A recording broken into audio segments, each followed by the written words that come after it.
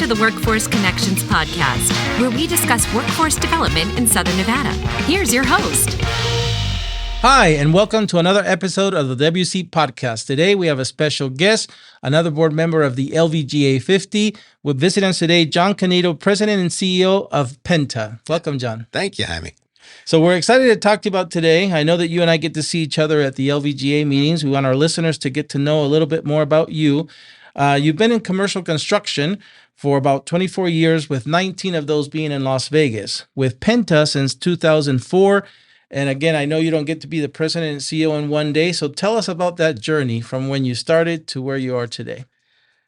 Well, I will tell you, I never in a million years said I would be doing construction in Las Vegas, Nevada. That is for sure. I'm actually from Buffalo, New York originally, grew up outside of Philadelphia. And when I graduated from college, I wasn't sure what I was going to do. I was actually an environmental science and resource management major with a concentration in geology. I ended up getting a job as a civil engineer for a firm in New York, and New Jersey City, New Jersey. And I had a buddy who was going to Community College of Philadelphia at the time, and he transferred out to NAU in Arizona. And him and his girlfriend went out there, and he calls me up and says, "Man, you've got to come out and see the West. It is beautiful. It is completely different than where you're living right now." So I took about a week off in January after about my third year with that company, and came out just to visit him. And spent about a week in Arizona and fell in love with it. Went back home, quit my job, sold my car, packed a bag, got on a plane, flew out to Phoenix, took a bus up to Flagstaff, and just decided to start up a whole new life. Wow. Right about that time, I fell in love with my to-be wife. I was a cook at the Pony Express Bar and Grill, and she was a waitress at the Pony Express Bar and Grill. And we decided we were going to start a family, so kind of figured we better get back to a career instead of just instead of a job. So I ended up moving back down to Phoenix and took a job in construction again, and worked there for a couple years. But at the time, that company that I was with was doing more work in Las Vegas than they were in Phoenix. So I was spending more time traveling. We had our first daughter in 2003, and my wife said, "Okay, you're done traveling. You're either not working there in Vegas anymore, or we're all moving to Vegas." And so we moved here in 2004. I started with PENTA Building Group as a consultant, traveling back and forth in 2001, and then as a full-time employee in 2004. And I guess the rest is history. We were here for, believe it or not, like a lot of people, I'm sure, that moved to Las Vegas. We were just going to be here for a couple years and then probably move on and do something else. But we fell in love with Las Vegas and fell in love with our company and fell in love with the construction industry here. And I guess I've been here for almost 20 years now. That's cool. It's kind of where we are. That's awesome. And John, we were talking off camera a bit. I spent 20 years at MGM Resorts on many properties on the Strip, and you've done tons of work on those properties. We know some of the same people, ex-colleagues of mine that you still work with today. It's interesting, as you were walking in, you reminded me you did the tenant improvements here for us when we moved in here almost 10 years ago. The place still looks great. We are going to unpack a little bit later. You just mentioned you when you graduated from Lehigh University. Yeah. That's and right. Our research team here has some surprises for you later for our bonus segment called Against the Wall, which our YouTube viewers get to see on the version for the podcast channel on YouTube. So, well, take it easy on me. It's been 30 years. We will. So you have some big responsibilities at PENTA, but you also carve out time to serve on some boards. I know that you serve with me on the LVGEA 50. You also serve on Opportunity Village and Junior Achievement. I just had a meeting with Michelle from Junior Achievement last week talking about the place that they're going to have over here on Trop and 95. It used to be a fitness center, but Junior Achievement is going to build something really impressive there. So tell us about why serving on these boards, why is that important to you? Well, honestly, just because giving back to the community has always just been a passion, but it's also more than just a passion for me. It's a passion for the whole organization at PENTA. It's one of the things we believe really strongly in. We are a local Las Vegas headquartered company, but we've expanded into Phoenix, Arizona, Northern California, and Southern California. And every time we get involved in a community, we make sure we're giving back to that community. Now, for me, I've actually, believe it or not, I can't believe it, served my 10 years and timed off the Junior Achievement Board. Although we're still involved, and our CFO got back onto the board right now, and I replaced that with Special Olympics. So I'm on the board of Special Olympics with Nevada too. It's part of our culture. It's just who we are. We are very fortunate to live here. We have our families. The people that work in our company have families, and those families live in the community. So we feel it's as important as anything else we do to try and, contribute to the community. So, part of that's serving on boards. Part of that's through our foundation. We created a foundation a few years ago called the PENTA C.A.R.E.S Foundation. We've probably contributed over $10 million and thousands of work hours to, different community organizations through the PENTA C.A.R.E.S foundations too. That's awesome. Yeah. We'll make sure that we put that information on the screen here for our viewers about PENTA C.A.R.E.S. You've been a part of some really big projects. Again, who would have known, 20 years ago that we would have our very own hockey team, that we would have an arena like the T-Mobile. But again, that's just one of the many projects that you have been involved with. And I know when I drive down the Las Vegas Strip or on the I-15 and I look at these buildings that I spent, half my life in, it brings up some certain emotions. Yeah. Tell us what it feels like for you to drive by these landmarks that we have here in our city, and to know that you were a part of that team that from when it's just a patch of dirt to what it is today. What does it feel like to? There's nothing like it, to be honest with you. It's probably the single greatest reason most people stay in construction is that sense of accomplishment of actually creating something that's going to last, that's going to be there for a long time. You mentioned T-Mobile. That's one of my absolute favorites, not just because I'm a huge Knights fan. I was from Buffalo originally, so I was a Sabres fan, and I did love hockey, but I have to admit, within the first season when they made the playoffs and then the Stanley Cup, I switched over and became a Knights fan first and a Sabres fan second, though I do still wear my Sabres Eichel shirt underneath my Eichel jersey now for the Knights. But that's cool. T-Mobile's one, the one that we're involved in right now that's really exciting is the Formula One project that we're working on. That is just going to be huge for Las Vegas and the whole community. And it's just an amazing event, and it's just going to bring so much to this community. But there were a bunch of them. I mean, I can't even tell you which ones my favorites were. We had the Caesars Forum Convention Center was fantastic. The Wynn Convention Center that we finished a couple years ago was fantastic.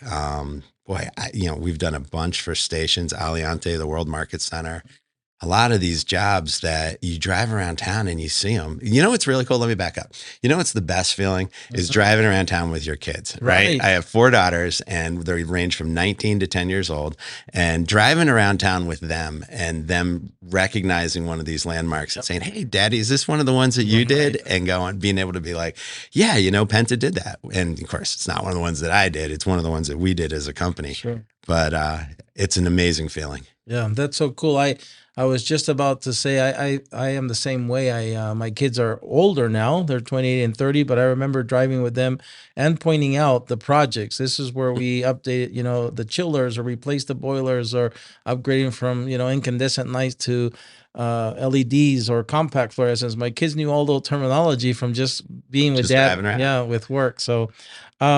It's a great feeling. I'll tell you, and I didn't mean to cut you off there too, but it's funny because it makes you closer to the community. So it ties right back into the first question that you talked about. Why do we get involved at PENTA in so many of the different organizations? And the reason is because we're tied to the community. I mean, we're building the community, and it's a really cool thing to watch everything go full circle. Yeah, I think that all of us feel proud of what Vegas has become, right? Those who watch from, I think, the sidelines get that awesome feeling of saying we have now a T-Mobile Allegiant Stadium, but you get to build it. If you and your team get to make it go from, again, those things are just lands of dirt, and then all of a sudden we have these beautiful landmarks that will be there for decades, right? Yeah. Now, construction companies, John, a lot of people think it's just the people that are there on the construction site, but you and I know construction companies go way beyond that. You hire for occupations that are never on a construction site, all the way from architecture to finance to design to engineering, all the way to the jobs actually in the field. So Today, one of the things we talk about a lot at the LVGEA, really everybody's talking about it, is one of our issues for economic development is labor, right? Mhm. Talent. How are we going to continue to grow our economy when we live in a world, or and for our case, in our country, where our birth rates have declined steadily? So we're not making as many babies or future workers. Also, more are retiring because of the silver age, the tsunami of workers of that generation that are retiring. We also have less immigration that we've ever had, and immigration has always been part of the labor force that has helped build this nation. So all these, if you will, variables are meeting up in this equation that is just a real big problem. How do we, find the workforce that we all need? So, what are your thoughts on that, on this current labor shortage, and perhaps what do you think can be done to address it in the long term? Wow. Solve our problems, John. Yeah. Wow. That you've kind of hit the nail on the head with one of the biggest problems that we're facing in the construction industry for sure. Probably one of the biggest ones is the aging workforce. We have, and it's not just the numbers of people, it's the knowledge it's base. the trade, it's the knowledge base, it's the skill set that gets that's retiring, unfortunately. Locally, I think that's one of the most important things about the LVGEA is that the LVGEA is trying to bring more diversity and diverse workforce into the community. And I think that's really the only answer, because at the end of the day, we do all we can to train people. We do all we can to create a great work environment that is going to attract people to stay with us. But if we're just, sort of trying to make ourselves better so that we're taking people from our competitors, then all we're doing is a net zero game, right? Because we're just moving people and now somebody else has a bigger problem with that. So I think the most important thing is to figure out how to bring more of that workforce locally into Las Vegas and train them and give them the skill sets they need to be successful. Because like you said, especially in let's call it the design and construction industry, whether it's a laborer or a carpenter in the field, or an engineer that's helping with the structural design, or an accountant that's just, helping us keep track of our billings and all that. There is a broad range of skill set that's really, really necessary to make any of these buildings go up. So, the formula is complicated but simple. We need to attract people who are willing to work hard, and then we need to train them and give them the tools that they can have to be successful. Believe it or not, the training and giving them the tools is a little easier than attracting people. But I told you earlier about how I've been here for about 20 years, and I moved out here from the East Coast in 94 and moved to Arizona. Then I moved here. So that's why the math didn't quite add up. But I've been out west for almost 26 years now. And the one thing I will tell you about Las Vegas is we came here thinking that it was just going to be a temporary stop, and we were going to me and my wife, and then we were going to move on and do something else.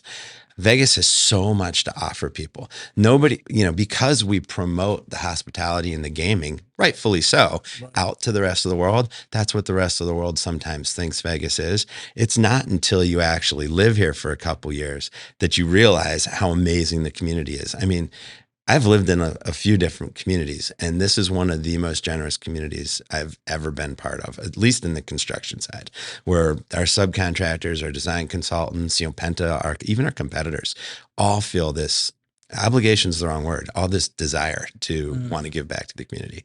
So I don't know. Talking's not going to be my problem here, Jaime, so I'll keep going with stories if you want. I think, John, one of the things that I noticed at the LVGA is that we have peers on that board, as you said, that have been decades in this community. Yeah. I look at some of these board members, peers of ours, and they have invested a life here, and they have stories like yours. And, mine was that way too. When I came 35 years ago, I think I had a 2-year plan, and here we are 35 years later. I think it's common to that. And also on our board, we were talking off camera, we have a few, people from the from your industry, starting with Guy Martin from Martin Harris Construction. And he always tells us, there is a real need to restore the nobility of the trades, right? There's a real need to reconnect back in the youth, because for too long, decades now, youth have been, heavily exposed or not exposed, if you will, to the trades as it used to be, where the vocational training was something that you could pick up in high school. And while we've made some advances in some of these CTAs, SECTA last year was named, I think, the #1 magnet school in the nation. We are really focusing now, John, in the LVGA. We have a group starting with Superintendent Jara from CCSD, Yeah. but also the presidents of UNLV, Nevada State College, CSN, University of Phoenix, Toro, working together to make sure, again, that at the youngest of ages, we are exposing these future workers to everything, including the trades. And so we have efforts in place, and we're going to call on you to help us with that when the time is right. Is that a deal? Perfect. It's a deal. All right. We'd love to, because guys, right, that is somewhere along the line, it stopped being cool to work in the trades. And I don't know when that happened, because it's probably one of the coolest things I can imagine. Now, that's an advantage for Las Vegas, again, by the way, because Las Vegas is one of those areas where you can get a good job in the trades and you'll make a good living and have a good benefit. And it's actually really, it's really a good career to go in and become a carpenter or an electrician or a sheet metal worker. It's a great career in Las Vegas. Not everywhere in the country, I think, is set up that way. Las Vegas really is. So, trying to encourage, and I've been involved in a lot of those different conversations that you mentioned there, encouraging more high school kids to get into the trades is a huge way to help this industry. Yeah, absolutely. Like you said, not only the wages and the benefits, the longevity of the career, the quality of the career, but also I know that our other friends here from Workforce Connections, Tommy White, Lou DeSalvio, Jeremiah Robnett from Sheet Metal, they also say it's like the college without the debt, right? Because the 4 years they're learning the trade, not only are they not paying or acquiring debt to pay for the training, but they're making money, they're earning as they're learning, Yeah. right? And so it's like check on that choice for all places, and kids need to know more about it. Like everything else, there's positives and negatives to any choice you make, right?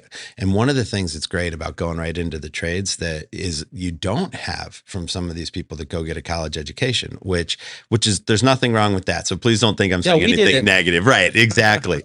But if you go into the trades at 18 years old, you're 4 years ahead of somebody coming out of college when it comes to work experience. So a carpenter that goes in at 18 years old and becomes a carpenter apprentice and works for 4 to 5 years as a carpenter apprentice at 21, 22 years old, when someone else is coming and graduating with a college degree, that carpenter now has 4 to 5 years, not just of training that the unions provided for him, but also experience that they've gotten on the job. It's a huge advantage. We tend to see the people that come up through the trades are a little bit more mature than the people who came through college. You mentioned Tommy White. It's a great example with the laborers. They go in at 18, they become apprentices, and then they work their way through.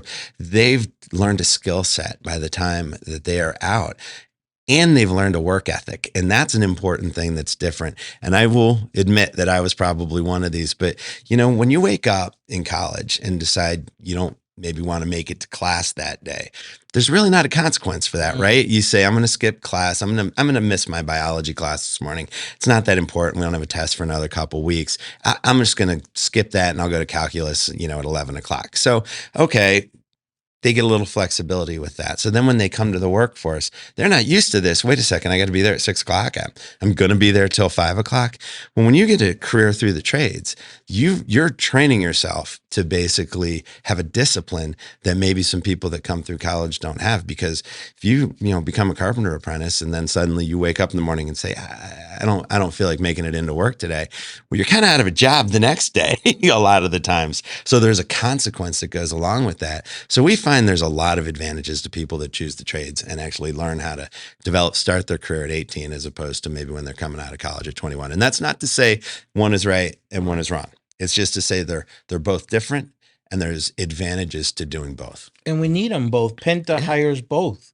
PENTA hires college graduates and PENTA hires from the trades as well. That's right. And that's just one example. I think everywhere, I think we need variety. We're never going to, I think, have a society where we don't need, that stuff still. You need an electrician, you need a plumber every day, right? We take that for granted. So John, and I know we're going to, again, feature it a lot in our bonus segment. Lehigh University, as we were preparing for you, it's actually made the list of the U.S. News Best College list. It's a really good school.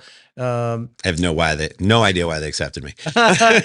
It's also called, I guess, a hidden Ivy School. Mm-hmm.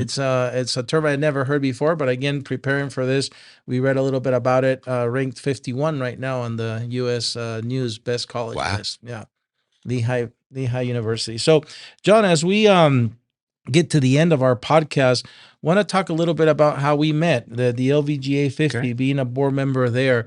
In 2023, what do you hope to be your contributions to that board? Today, we during the interview, we've talked a little bit about it in general. Is there one or two perhaps specific goals that you want to make sure that you accomplish this year at the LVGEA? Same consistent with the reason we got involved in the LVGEA right from the beginning. The Las Vegas economy tends to be a little erratic. There are outside factors that can affect the economy quite a bit, and that's tied to the fact that it's not an extremely diverse economy. Hospitality and gaming has been an amazing thing for this community. It's really strong and it's very good. But the problem is it's also very impacted by some of the outside economic factors. So PENTA, for instance, we learned this lesson. We were growing very quickly through the 2000s. We hit 2009. We probably had about, I want to say 250 carpenters and laborers and about 170 salaried employees, accountants, engineers, project managers. And that's when, of course, the big recession hit. And we dramatically declined to probably close to 50 field labor. That would be carpenters and laborers. And I think at our low point, we're at about 83 salaried employees by 2010 or 11, which is hard for us because we're a very family-focused company. We do not lay people off. We try to carry people. In fact, we lost millions carrying people through 09 and 010, thinking that it was going to end.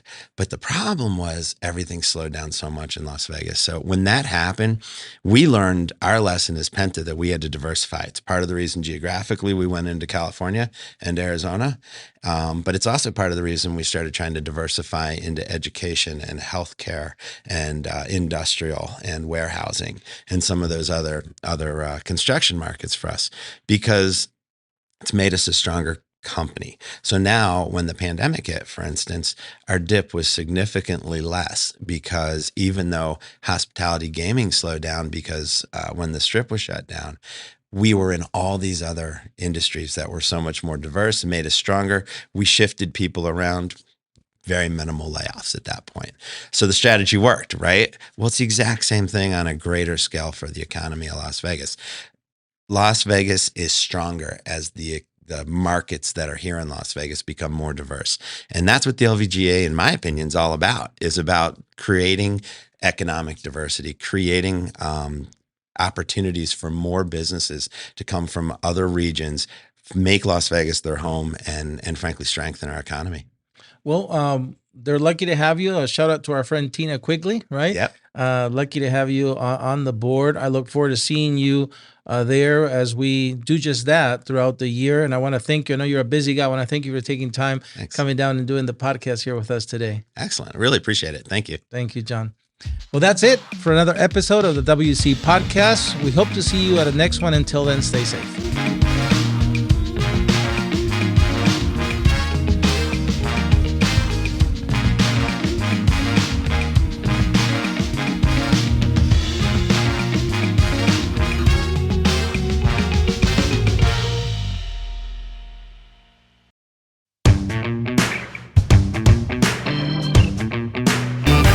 John, thank you for staying over to do our bonus segment called Against the Wall. You got me ready? A little nervous, Jaime. No worries. The first segment is really easy. It's a warm-up, and it's called Your Favorites. Are you ready? Okay. I'm going to give you some categories, and you're going to give me your favorite one. What's your favorite color? Blue. Favorite food? Ooh, I like all food, but I'm going to go with pizza. All right. Favorite drink? Maybe a Diet Coke. Nope, Jarritos. All right, Fresa. Jarritos. Favorite movie? Oh, boy. Glory. Favorite book? Razor's Edge, Somerset Mom. Favorite holiday? Ooh, Christmas. Favorite sports team? Buffalo Bills. Favorite Las Vegas sports team? Golden Knights. Very good. All right. See, you made it through the first warm-up session. Right. Now the second one is called Tough Choices. Are you ready? Okay. Lacrosse or football? Football. We should have said rugby or football, huh? I would have gone with rugby, but football. Living in Lehigh Valley or Philadelphia? Ooh, Lehigh Valley. The Lehigh Mountain Hawks win the Patriot League, or they beat the Lafayette Leopards in the rivalry game. Beat the Lafayette Leopards in the rivalry game. I like it. By the way, when I was at Lehigh, we were the Engineers, not the Mountain Hawks. Wow. Now, this is also that Lehigh Valley area. In the morning, scrapple or corned beef hash? Ooh, corned beef hash. Okay, I tried scrapple. Oh, yes. Would you rather sleep in on a Sunday or wake up early for a hearty breakfast? Oh, that's a tough one. Depends on the Sunday. I'm going to go with wake up early. Me too. Would you rather vacation or staycation? Vacation. Actions or words? Actions. Justice or grace? Ooh. I'd say both equally, justice and grace. These are tough choices. That's a tough one. I'm going to go with grace. All right. Now, since we had so much material from Lehigh Valley, we are going to do a new game called True or False. Okay. And we're going to give you 6 people here and see, you're going to tell us whether they're notable alumni of Lehigh University. You ready? I'm ready. All right. Stacy Cunningham is the 67th president of the New York Stock Exchange. I'm going to say true. Yes. Robert Durst, convicted serial killer and the subject of the 2015 HBO miniseries, The Jinx. I think that's true too. Yes, it is. You're doing good. Man, you're just going through these things. Kathy Engelbert, WNBA commissioner and former CEO of Deloitte. Ooh. Don't recognize it? I'm going to say false. Richard Hain, co-founder of Urban Outfitters. Let's say true. Leah Iacocca, Yep. longtime CEO. You got it. Chrysler. C.J. McCollum, professional basket player in the NBA, currently a member of the New Orleans Pelicans. True. Yep. Mountain Hawks. Yep. John Cannito. I think Lee Iacocca was an engineer. Okay. John Cannito, president and CEO of PENTA Construction. True. All right, that one was too easy. Yeah. All right, here we go. This is our final section of our bonus segment, and it's called Finish the Sentence, but this is University Edition. Are you ready? Okay. In U.S. News Best Colleges list, Lehigh University is ranked as one of the country's best 100 universities. Coming in at number... Well, I feel like I'm cheating because you told me earlier, 51. Lehigh is known as a hidden Ivy League school. It's known for its colleges of engineering and... Business. Lehigh school colors are brown and... White. In the 2012 NCAA tournament, the number 15 seed, Lehigh University, shocked the country and defeated the number 2 seed, which was... Duke. Yep. Lehigh was established in 1865 by businessman Asa Packer. After his death in 1879, a new tradition is celebrated on campus every May, and this day is known as... Founders Day. Very good. The most played game in college football, I didn't know this, more than 150 games since 1884 is known as the rivalry. It's between the Lehigh Mountain Hawks and... The Lafayette Leopards. Yes. Until 1970, the Lehigh freshmen wore small brown hats with their class numbers from the beginning of the semester until the Lafayette football game. The hats were called... You're way before my time. I was born in 1970. They were called dinks. I don't even know what that is, but I'm going to look that up next time I'm Googling. The week before the rivalry game, freshmen were led across the Penny Toll Bridge singing "We Pay No Tolls Tonight." And this parade was called... Oh, again, before my time, I think. The Pajama Parade. So we're really Nice. challenging your Lehigh University knowledge. John, last question. Doing the WC podcast and going down memory lane with us today was? Awesome. All right, John, thank you for staying over and doing Great. the bonus segment. Thank you.